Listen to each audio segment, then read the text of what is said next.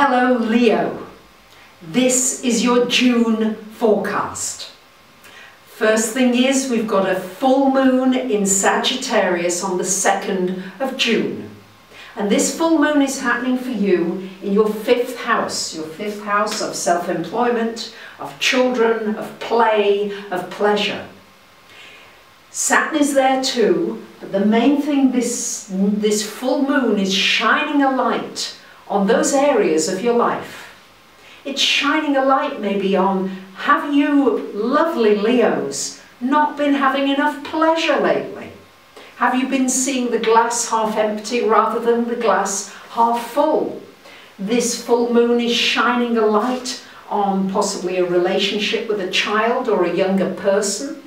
Maybe something needs to change, maybe a school needs to change, maybe there's been some bullying, there's something around a child, but also your own child. It's shining a light on how are you taking care of the child within you, the child that just wants to play, wants to enjoy life. Really, why can't our lives be more like play? And there may be those questions coming up because Leo, you are the sign that rules the heart energy. So it's shining a light on your heart. Are you coming from your heart? Are you coming from your soul, the depths of you? This is what this full moon is shining a light on. It's shining a light and saying to you, hey, do you need to be self-employed? Or are you in your own business and not really promoting it well enough? What needs to change? What creativity can you bring to it? You're such a creative sign, Leos. This full moon is really shining a light on that for you. Really find ways of triggering those creative juices, because the 5th house is also the house of romance. Think of how creative you feel when you're in love. You're unstoppable. There's nothing you can't do. This is this full moon triggering all that kind of energy for you. Now on June the 6th, we've got great news because Venus, planet of love and money, comes into your sign, Leo. It's a wonderful sign for you. It means that, and especially because it's coming to be close to Jupiter, and the last 3 days of the month, it's conjunct to Jupiter. So this should be a wonderful time for you to do something nice for yourself physically. Your hair, your clothes, the way you stand, the way you want to be respected, but also it makes you very popular. And it's a time for expansion, for growth, for learning new things, Leos. Learning new things about yourself. What makes you tick? What makes you happy? What do you want in your relationships? What do you want out of life? All these questions coming up because Jupiter triggers the bigger meaning in life. What's really important outside of all my littleness? Yes, those things are important to a degree, but how to go beyond that? And this is where this Venus is just triggering like a new, a butterfly flying off, much more freedom for you. Many more opportunities to bring that pleasure into your life. Now Mercury is retrograde but goes direct on the 12th of the month. So Mercury here in this 11th house for you a long time until July the 8th. So for the first 2 weeks of the month it's important because it's been retrograde since May 18th.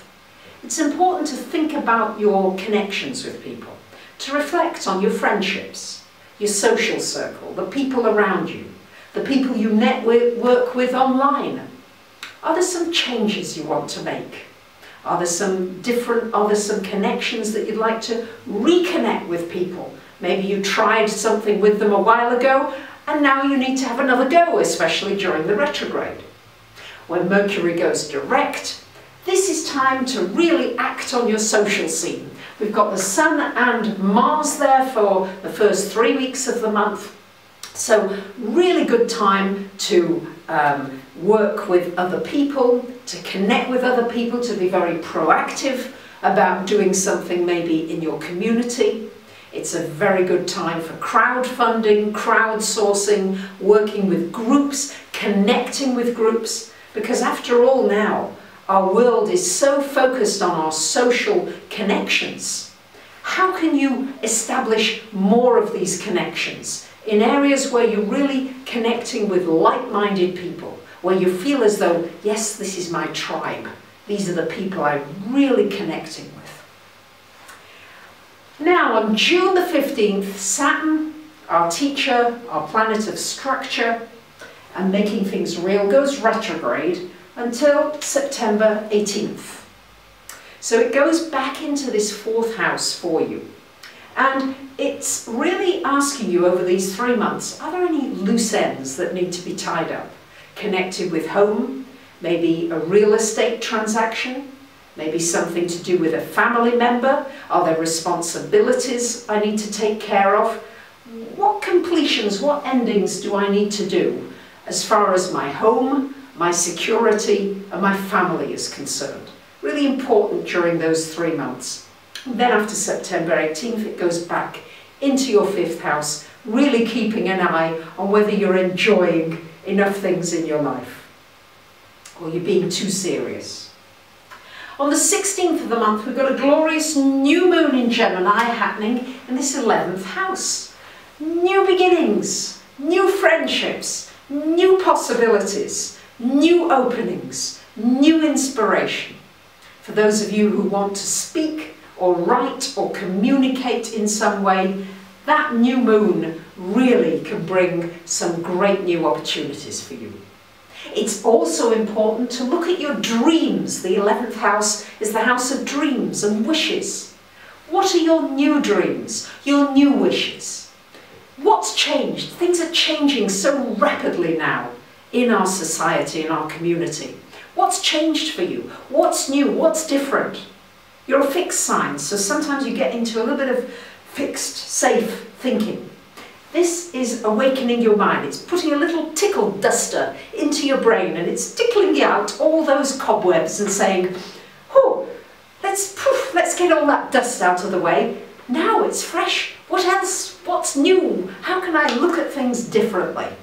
And I think that could be a very exciting combination for you. On the 22nd of the month, the Sun moves into your 12th house. And on the 25th of the month, Mars goes into this 12th house. So for the last week of the month, the Sun is shining a light on all the things that you've repressed, that you've held in, that maybe you haven't looked at.